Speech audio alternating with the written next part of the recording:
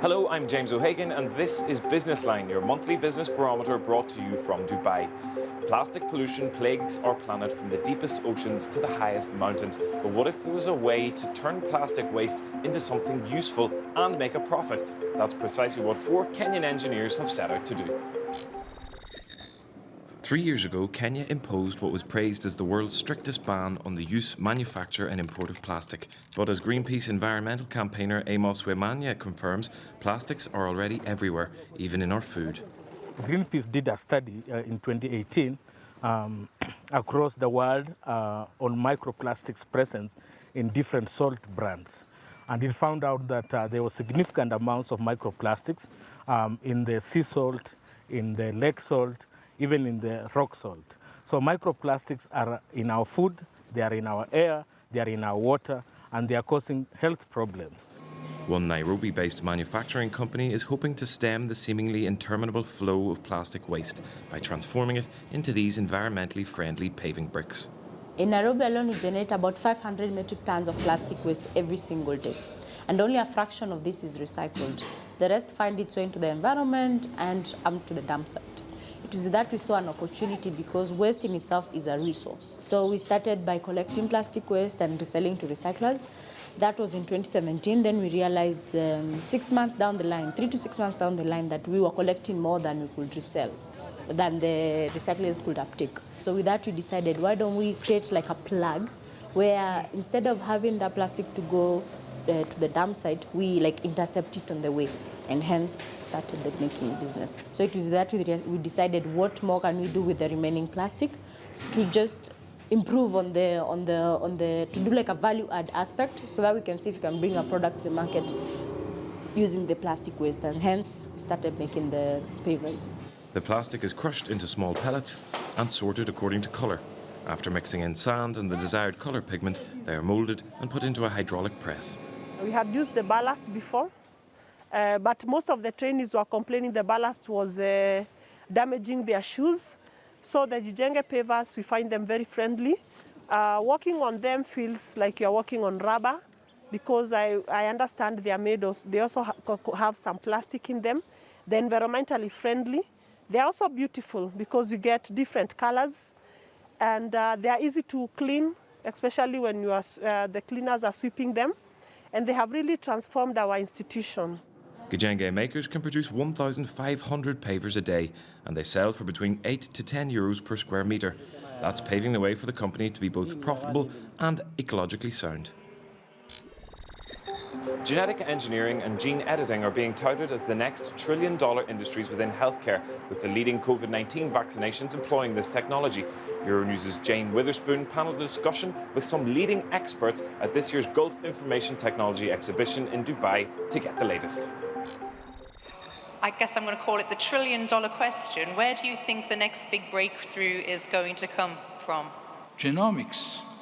All the production of the vaccines against the COVID-19 right now are based on genomic, CRISPR activity, and really understanding a messenger RNA as Pfizer and Moderna are performing their vaccine and so on.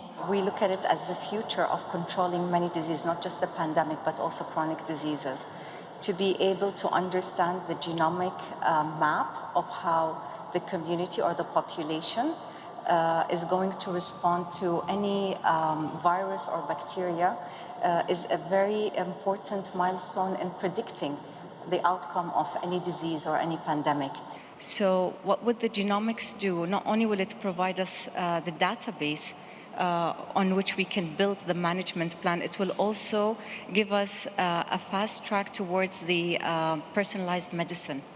And then we won't be treating the disease, we will be treating the person who's affected by that disease. You know, what is required to create an ecosystem that can support innovations in healthcare? Within the next pandemic, we have to be a little bit more prepared. I think there will be a way for adaptation of innovation. Obviously, using AI, digital health, there's a huge, tremendous approach which we have been seeing now for moving to performance-based medicine. Value-based medicine as opposed to a fee per service, a fee. And all of those trends will eventually create an ecosystem that I think will force, the regulation will force the adaptation of new technology.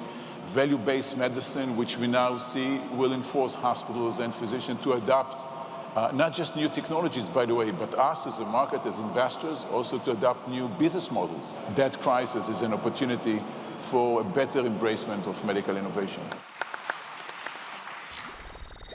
With a third of UK Christmas shopping forecast to take place online this year, retailers have been adapting their business models to meet the demands of the pandemic.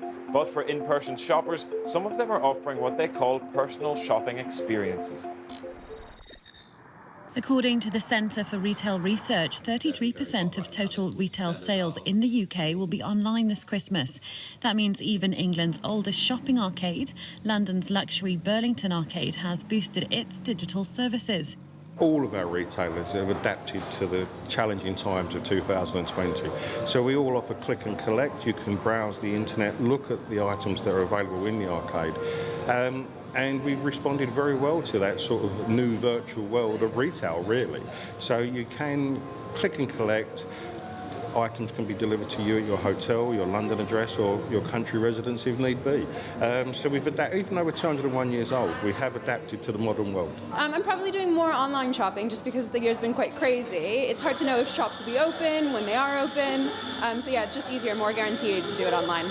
For lockdown, it's been extraordinary, the uptake of online shopping. We've always had a website from the very beginning of the company, to be honest. So we were well ahead, and the entire collection had already been photographed, so I didn't actually have to do any additional work. And yes, the demand has been very significant, and we ship completely worldwide, internationally, and we're very fortunate to be in that position. But if London emerges from lockdown, a limited number of shoppers can book what some retailers are calling a personal shopping experience. I think people need to be cheered up. I think people also, although we have all experienced click and collect and we've had everything under the sun delivered to our doors, people like that personal experience, something to make it a little bit more memorable, a little bit more personal to you as an individual. And that's what we aim to do here at the Burlington Arcade. We want to make it an experience, so that the minute you step in and you're greeted by myself or one of my colleagues, the worries of 2020 sort of disappear a little bit, and you can start to enjoy a more normal Christmas. That's all we have time for in this edition of Business Line, but be sure to tune in again next month for a roundup of the biggest business and investment stories from around the globe. See you then.